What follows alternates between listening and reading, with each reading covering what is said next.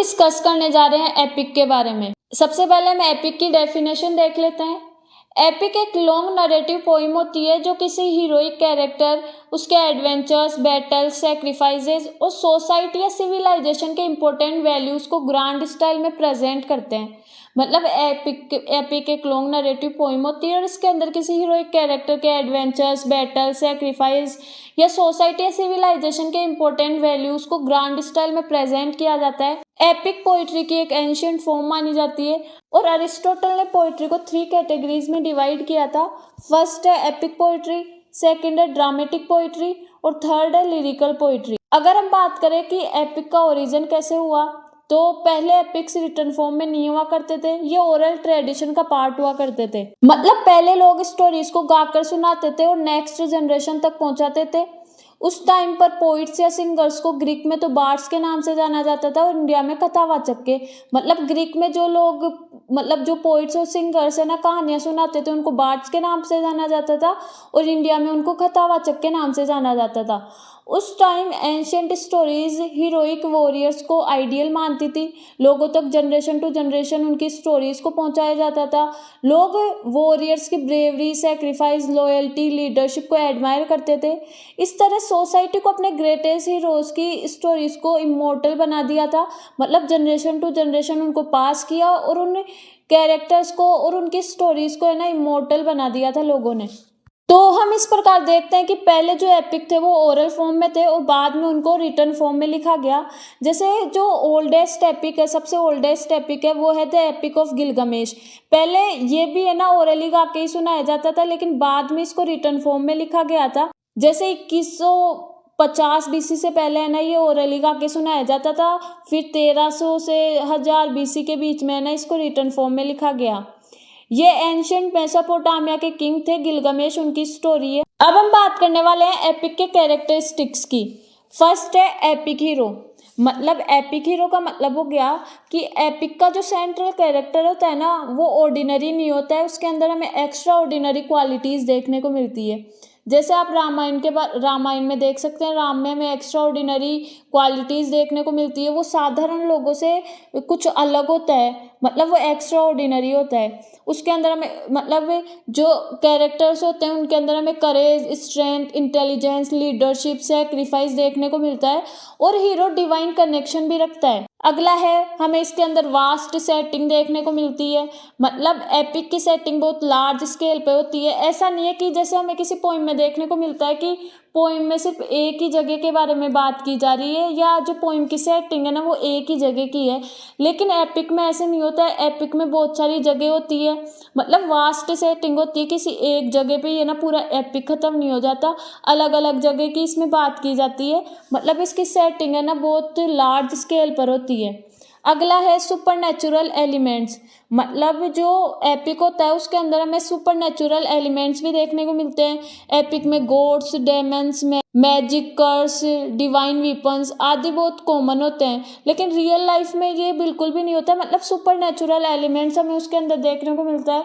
अगला है grand and elevated language. इसका मतलब हो गया कि एपिक की जो लैंग्वेज होती है वो कैजुअल नहीं होती है, बल्कि इसके अंदर powerful vocabulary, poetic style, long speeches, symbolism, metaphors का यूज किया जाता है। अगर इसकी टोन की बात की जाए तो इसकी टोन सीरियस, मजेस्टिक या नोबल हमें देखने को मिलती है। अगला है बिगिंस विथ इन्वोकेशन।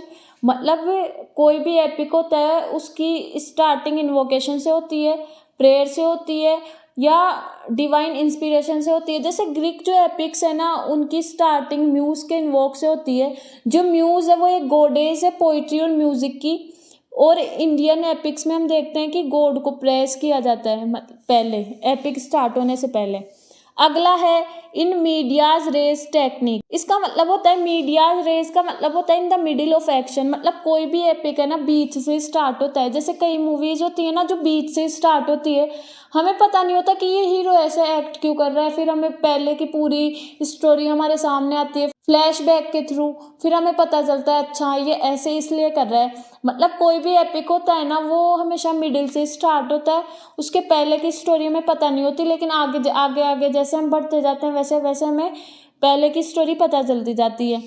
अगला है लॉन्ग नरेटिव स्ट्रक्चर, हमें इसके अंदर देखने को मिलता है एपिक, मतलब जो एपिक होता है ना ये बहुत लेंदी होता है, और वर्ल्ड का सबसे लॉन्गेस्ट एपिक है वो है महाभारत। अगला है इसके अंदर नेशनल और कल्चरल इम्पोर्टेंस भी हमें देखने को मिलता है, मतलब एपिक सिर्फ पर्सनल स्टोरी नहीं होती, इसके साथ it reflects culture, tradition, ethics, religion, social values, मतलब साथ ही कल्चर को, ट्रेडिशन को, एथिक्स को, रिलीजन को, सोशल वैल्यूज को भी है ना रिप्रेजेंट करती है। अगला है मोरल एंड एथिकल लेसन, मतलब जो एपिक होते हैं उसके अंदर हमें मोरल और एथिकल लेसन भी सीखने को मिलता है। जैसे रामायण है उसके माध्यम से हमें आइडियल, किंगशिप, ड्यूटी और मोरलिटी के बारे में सीखने को मिलता है। अगला है use of epic simile, epic में स्पेशल टाइप के कंपैरिजन होते हैं जिसे एपिक सिमिली कहते हैं, मतलब जो हीरो होता है उसको बहुत सारी चीज़ों से कंपेयर किया जाता है, जैसे लायन को लायन से या किसी माउंटेन से, मतलब उसकी शक्ति दिखाने के लिए या उसको रिप्रेजेंट करने के लिए। अगला है third person narration with an omniscient narrator, मतलब इसके अंदर जो नरेटर होता है वो थर्ड पर्सन होता है। ओमनिशिएंट नरेटर का यहाँ पे मतलब हो गया कि थर्ड पर्सन को हर किसी कैरेक्टर के बारे में पूरी नॉलेज होती है। अगला है रिटन इन वर्स, मतलब जो एपिक होता है वो वर्स में लिखा हुआ होता है, वर्स का मतलब हो गया पोइट्री के फॉर्म में। अगला है लॉन्ग स्पीचेस, कि हमें ना एपिक में लॉन्ग स्पीचेस देखने को मिलती है, जैसे हमें एग्जाम्पल ले सकते हैं महाभारत का। महाभारत में जो भगवत गीता है वो एक लॉन्गेस्ट डायलॉग है, मतलब एक बड़ा डायलॉग है, मतलब इसके अंदर हमें लॉन्ग स्पीचेस देखने को मिलते हैं, डायलॉग्स देखने को मिलते हैं। मैंने यहाँ पे महाभारत और रामायण का एग्जाम्पल इसलिए दिया है कि हम लोग अच्छे से समझ सकते हैं एपिक को, कि अगर मैं किसी और चीज़ का एग्जाम्पल लेती तो शायद आप लोग इतने अच्छे से समझ नहीं पाते किसी उस चीज़ को, इसलिए मैंने यहाँ पे महाभारत और रामायण का एग्जाम्पल देके आपको समझाने की कोशिश की है। तो एक बार हम फिर से देख लेते हैं इसके कैरेक्टरिस्टिक्स को। सबसे पहले तो इसके अंदर एपिक हीरो होता है, मतलब जो हीरो होता है उसके अंदर एक्स्ट्रा ऑर्डिनरी क्वालिटीज़ देखने को मिलती है एपिक में, और एपिक की जो सेटिंग होती है वो वास्ट होती है, मतलब एक ही जगह पे पूरा एपिक खत्म नहीं हो जाता है, मतलब अलग अलग जगह के बारे में हमें इसके बारे में देखने को मिलता है एपिक में।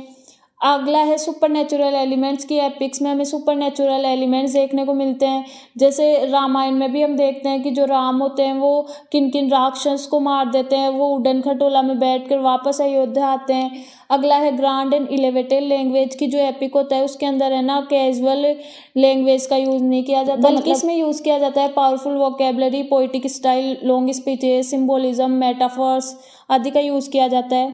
और जो एपिक होते हैं वो किसी भी देवी देवता के इन्वोकेशन से स्टार्ट होते हैं, और जो एपिक होते हैं वो मिडिल से स्टार्ट होते हैं, जो स्टोरी है वो मिडिल से स्टार्ट होती है, बाद में उसके हमें पहले वाली स्टोरी पता चलती है। अगला है लॉन्ग नैरेटिव स्ट्रक्चर की, जो एपिक होते हैं ये बहुत लेंथी होते हैं, कि एपिक की कई बार हमें 2-3 बुक्स देखने को मिलती है। अगला है नेशनल और कल्चरल इम्पोर्टेंस, मतलब इसके अंदर है ना कोई पर्सनल स्टोरीज ही नहीं बल्कि कल्चर, ट्रेडिशन, एथिक्स, रिलीजन आदि है ना रिप्रेजेंट किए जाते हैं। अगला है मोरल एंड एथिकल लेसन, मतलब जो एपिक होते हैं उनसे हमें मोरल और एथिकल लेसन सीखने को मिलते हैं। अगला है यूज़ ऑफ एपिक सिमिली, की जो एपिक होता है उसके अंदर सिमिली का यूज़ किया जाता है, हीरो को बहुत सारी चीज़ों से कंपेयर किया जाता है इसमें। अगला है कि इसके अंदर थर्ड पर्सन नरेशन हमें देखने को मिलता है, और हमें देखने को मिलता है कि पोइट्री की फॉर्म में लिखी हुई होती है, इसके अंदर हमें लॉन्ग स्पीचेस देखने को मिलते हैं। अब हम बात कर लेते हैं इसके टाइप्स की। एपिक को मेनली 2 मेजर कैटेगरीज में डिवाइड किया गया है। फर्स्ट है फोल्क एपिक, इसको प्राइमरी एपिक और ट्रेडिशन एपिक के नाम से भी जाना जाता है। दूसरा है लिटरेरी एपिक, इसको सेकेंडरी एपिक और आर्टिफिशियल एपिक के नाम से भी जाना जाता है। अब हम बात कर लेते हैं फोल्क एपिक की। ये एपिक्स नेचुरली सोसाइटी के अंदर डेवलप होते हैं, मतलब जो ओरली स्टोरीज होती है ना वो किसी एक राइटर के द्वारा नहीं लिखी हुई होती, मतलब वो जनरेशन टू जनरेशन चली हुई होती है और किसी को पता भी नहीं होता कि इसे है ना किसने लिखा है। तो ये एपिक्स नेचुरली सोसाइटी के अंदर डेवलप होते हैं through oral tradition, story telling, songs, legends. Initially इन्हें किसी सिंगल ऑथर ने कॉन्सिक्वेंसली राइट नहीं किया है, बल्कि बाद में किसी पोइट ने इन्हें राइट डाउन किया है। जैसे द एपिक ऑफ गिलगमेश है ना, इसको बाद में ओरल फॉर्म से रिटन फॉर्म में लिखा गया था। पहले है ना ये ओरल फॉर्म में ही था, लेकिन बाद में इसको लिखा गया था। ऐसे कई एपिक होते हैं जो पहले है ना सिर्फ ओरल फॉर्म में होते हैं और उन्हें ना किसी सिंगल ऑथर ने बैठ के नहीं लिखा होता। कई सॉन्ग ऐसे होता है ना जिनमें अपन अपने हिसाब से किसी ने लिख दिया, फिर जैसे जैसे वो आगे चलता जाता है लोग उसमें अपने हिसाब से चेंजेस करने लग जाते हैं। जैसे हम कोई स्टोरी ले लेते हैं कि पहले आपने किसी को वो स्टोरी सुनाई तो वो दूसरा इंसान उसमें कुछ चेंजेस करके तीसरे को सुनाएगा, तीसरा चौथे को सुनाएगा। तो ये मतलब ये ओरल ट्रेडिशन होता है और ये किसी ऑथर के द्वारा नहीं लिखी गई है और ये सोसाइटी में ही डेवलप होती है। जैसे example the epic of Gilgamesh का हमने देख लिया। अगला है लिटरेरी एपिक। इसको सेकेंडरी एपिक या आर्टिफिशियल एपिक के नाम से भी जाना जाता है। ये एपिक्स किसी पोइट के द्वारा रिटर्न होते हैं, मतलब ये जो एपिक होते हैं किसी पोइट के द्वारा लिखे जाते हैं। ऑथर कॉन्सिक्वेंसली एपिक रूल्स फॉलो करता है और एपिक लिखता है और इसके अंदर हमें पता होता है कि कौन से पोइट ने या ऑथर ने ना ये एपिक लिखा है। अब हम बात करने वाले हैं कुछ मेजर एपिक्स की। जैसे जो होमर है ये ग्रीक राइटर थे, इनका इलियाड और ओडिसी ये जो एपिक है ये मोस्ट इम्पोर्टेंट माने जाते हैं 8th सेंचुरी BC के अराउंड। अगला है जो विर्जिल है उनका इनियड, ये एक लैटिन लैंग्वेज में लिखा गया एपिक है। अगला है जॉन मिल्टन का पैराडाइज लॉस्ट, इंग्लिश लैंग्वेज में लिखा गया है। अगला है दांते के द्वारा लिखा गया डिवाइन कॉमेडी, ये एक इटालियन एपिक है, इटालियन लैंग्वेज में इसको लिखा गया है। अगला है एक अननोन राइटर के द्वारा लिखा गया था ब्यूवुल्फ नाम का एक एपिक। अगला है अलेक्जेंडर पोप के द्वारा लिखा गया the rape of the lock, ये इंग्लिश में लिखा गया था। अगला है द एपिक ऑफ गिलगामेश, ये भी एक अननोन राइटर के द्वारा लिखा गया था। अगला है द सॉन्ग ऑफ रोनाल्ड, ये भी एक अननोन राइटर के द्वारा ओल्ड फ्रेंच लैंग्वेज में लिखा गया था। Thank you so much for watching this video. अगर आपको ये वीडियो पसंद आए तो चैनल को लाइक शेयर एंड सब्सक्राइब कीजिए और आगे भी मुझे बताइए कि आपको कौन से टॉपिक पे वीडियो चाहिए।